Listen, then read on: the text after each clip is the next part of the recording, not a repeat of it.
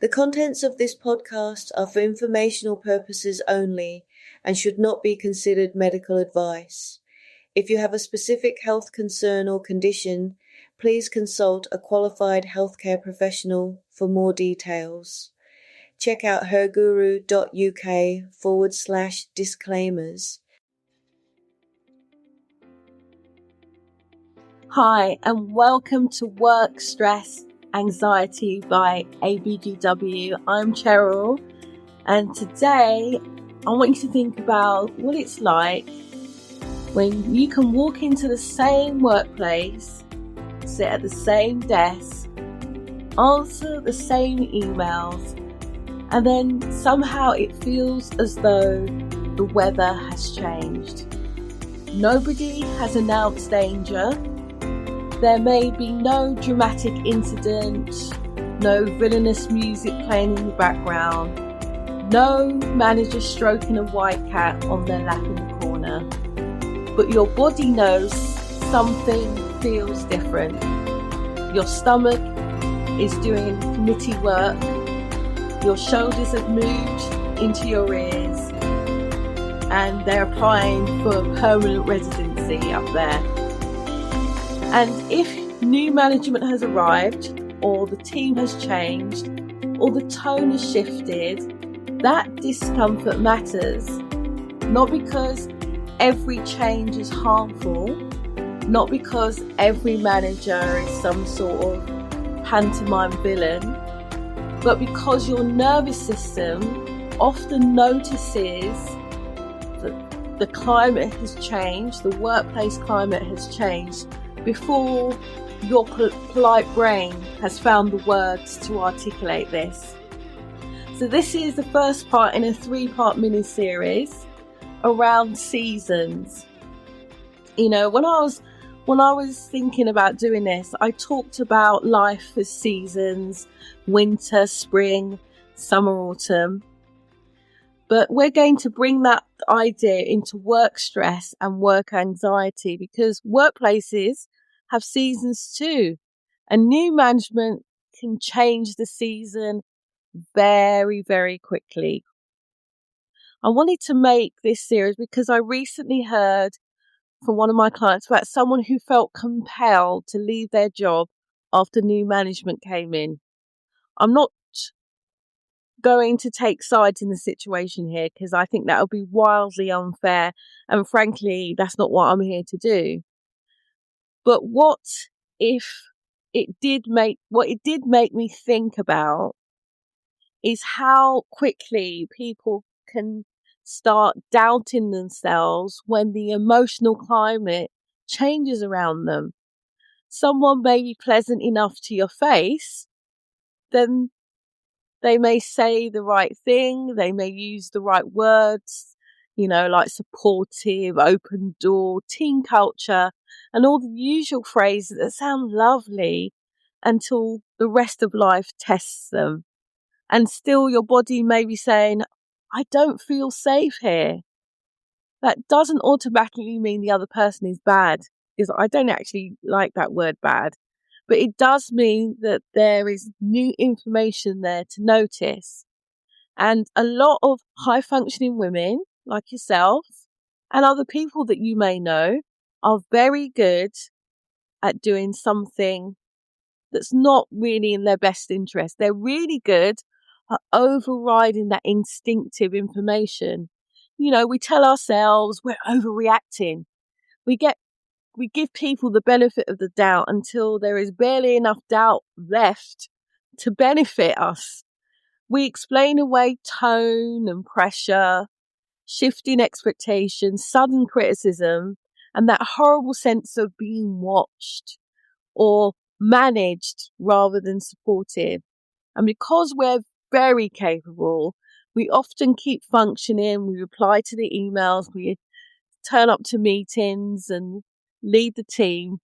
We smile in the kitchen, we do the work, and then later on, in the car park or in the loo, our system finally admits the truth. Something is not landing quite right here. Now, that doesn't mean that you're weak. It just means that your nervous system is trying to make sense of the new environment. And to me, work stress is not only about workload. It can also come from the unclear expectations, reduced control, maybe poor support, and even strained relationships. Those are not random feelings. They sit very neatly inside the HSE management standards: demand, control, support, relationships, role, and change. So if suddenly at work it feels different after a management change, start there, not with I'm being silly, but start with what has changed.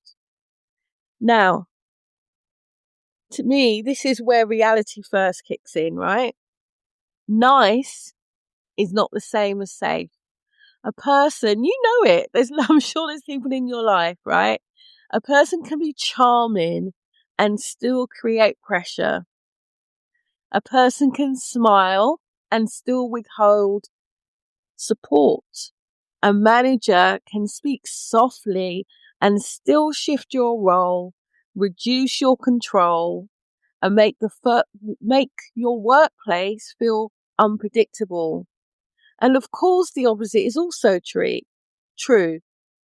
Someone can be awkward, blunt, not so cuddly, and still be fair, clear, and supportive.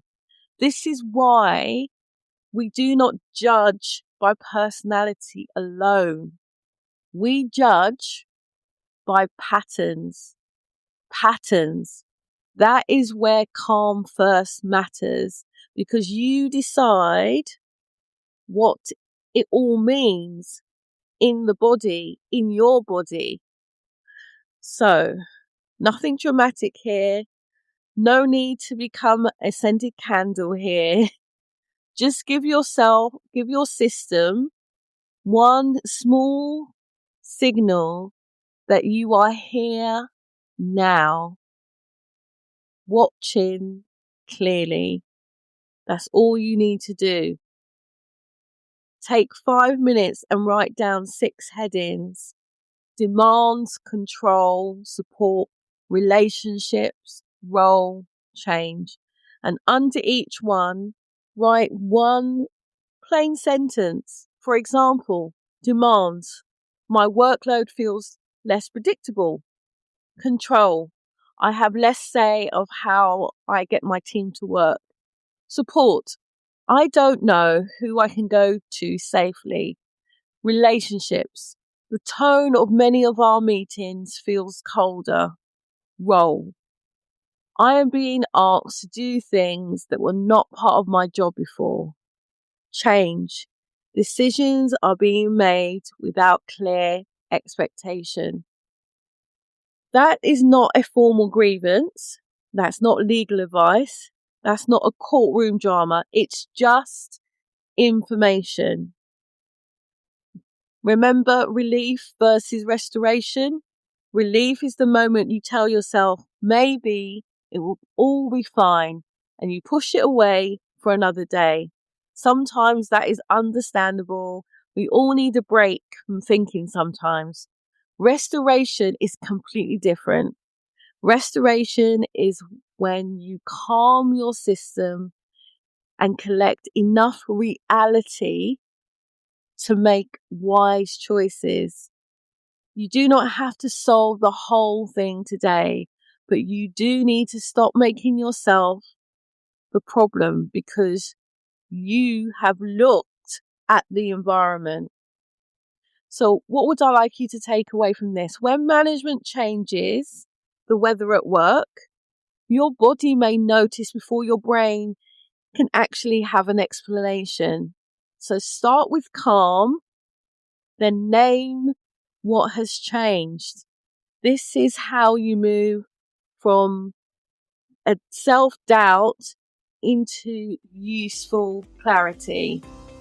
Now, if this episode has helped you feel a little less steadier in terms of work stress, please follow the podcast. This has been Work Stress Anxiety by ABGW. I'm Cheryl, and remember, calm first, reality first, then change. Because every step you take, no matter how small, is a step toward a brighter, more balanced future. Trust in your journey, and remember, progress is progress, no matter the pace. Okay, bye for now.